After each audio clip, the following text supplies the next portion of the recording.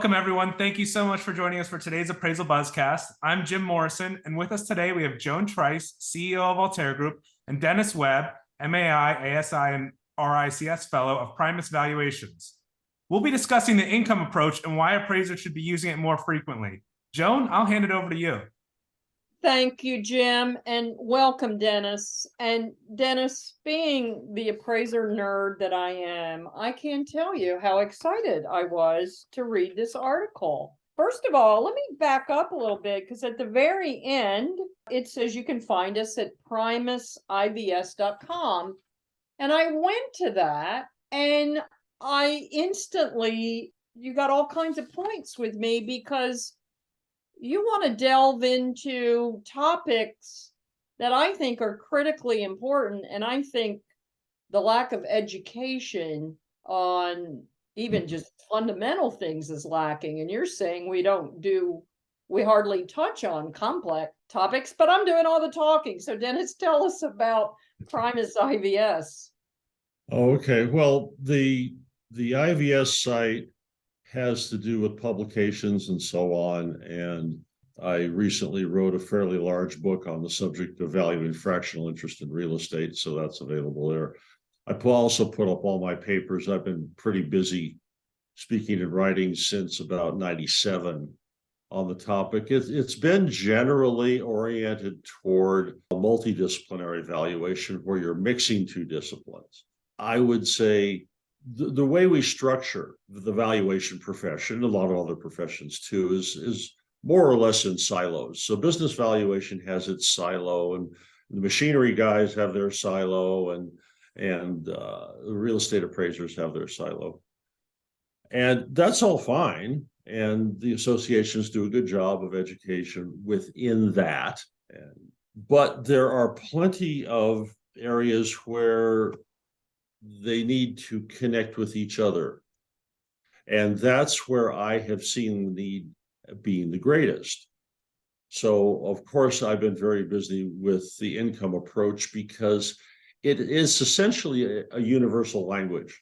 Agreed. And we have real estate appraisers have their own process of dealing with sale transactions, for example.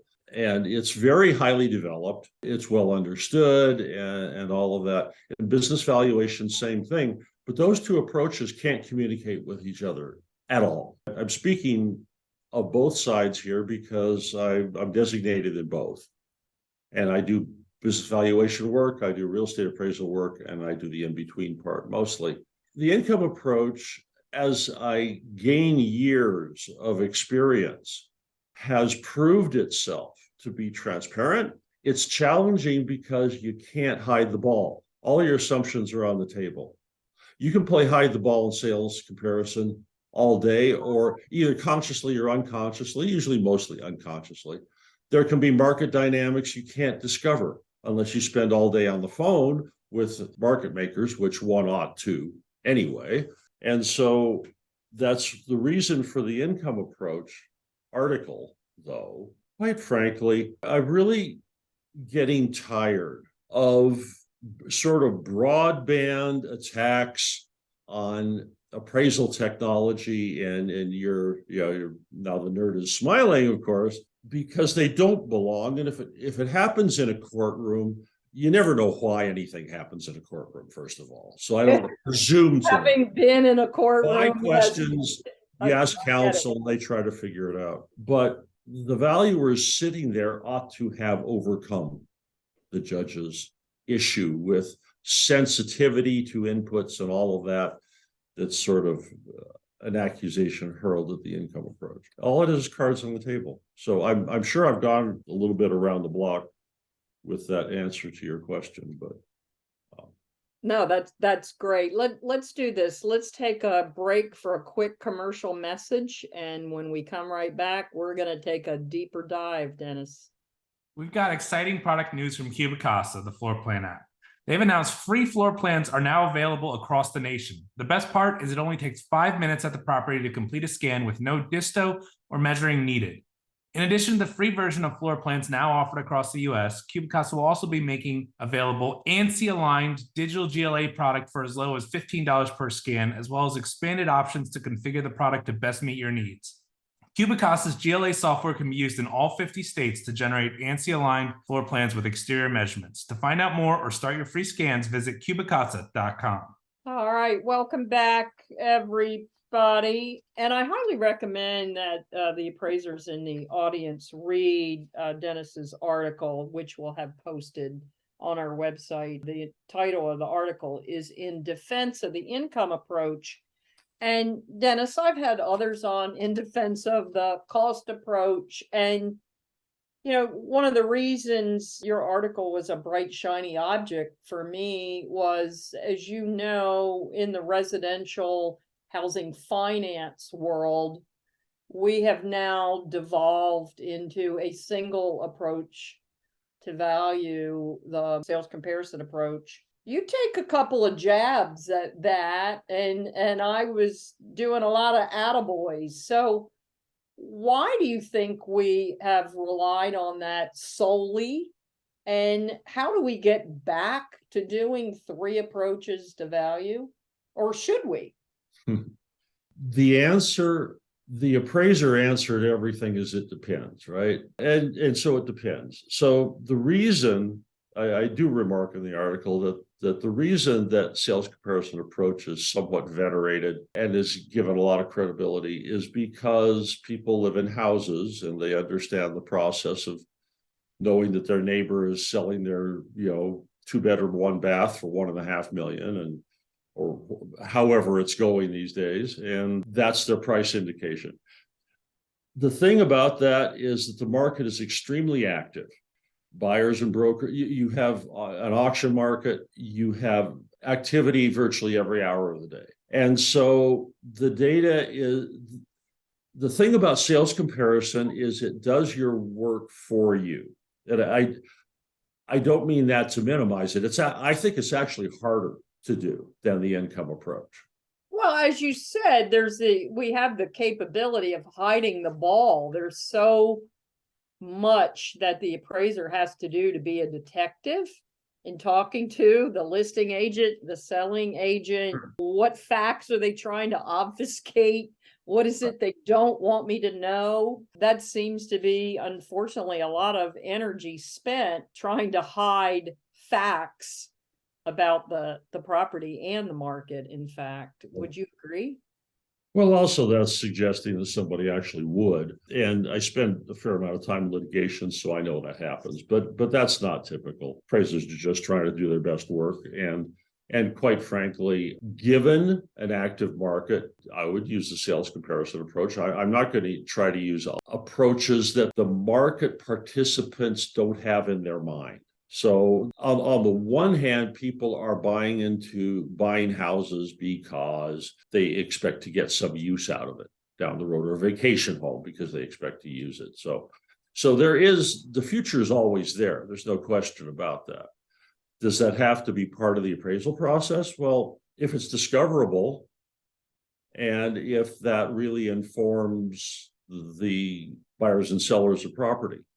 But I could just as easily argue that they just look at what their neighbor's house sells for and to figure that's what they can get, or that's what they have to pay. If that's true, then sales comparison is in fact the best way to value single family. Now, it becomes more interesting, and it's not our topic for the moment, but if somebody owns 10% of a vacation home, now, what are their expectations? Now we bake the future into our analysis because we're going to have to add additional analysis to this process to understand the 10% interest. So there are applications that diverge where you do need to look at the income approach, even though the market might not, because you're trying to implement the objectives of a fractional interest holder, or you're trying to understand risk, so you need to blend the two. But that's not a great number of people are involved in that sort of thing. So if it's straight up single family, very active market, unless the biggest buyer is BlackRock. So, that could be just expanding their single family portfolio and they're going to rent them all out. Well, now you have a rental market. And so that might be necessary. So that might be where appraisers are coming to bump into the income approach. If that informs the major buyers, then it will have to be considered. So that's a possibility. Excellent. Let's take another commercial break and we will be right back. The Dictionary of Real Estate Appraisal 7th edition is a landmark text that reflects the depth and breadth of appraisal knowledge. Each entry, definition, and reference has been painstakingly researched and designed to reflect the expert understanding of issues that currently impact the profession. The new dictionary is an essential authoritative research for all appraisers. To purchase, visit appraisalinstitute.org/dictionary7. Welcome back, everybody. We're with Dennis Webb today, and we're talking about in defense of the income approach. And Dennis, before the break, you were talking about just what's the motivations of the buyer. Is the sales comparison the only thing that they should be looking at? Isn't it true that there are an awful lot of buyers? Again, it depends on the price range that you're in, are making the analysis with their family. Do we want to rent or to buy? Well, then you need to do an income approach, more or less. Or, honey, do we want to build? In which case you would do a cost approach. I can't make a decision if I want to buy an existing home or rent a home or build a home without understanding all three approaches. Would you agree or disagree? I mean, what are your thoughts? It should always be considered.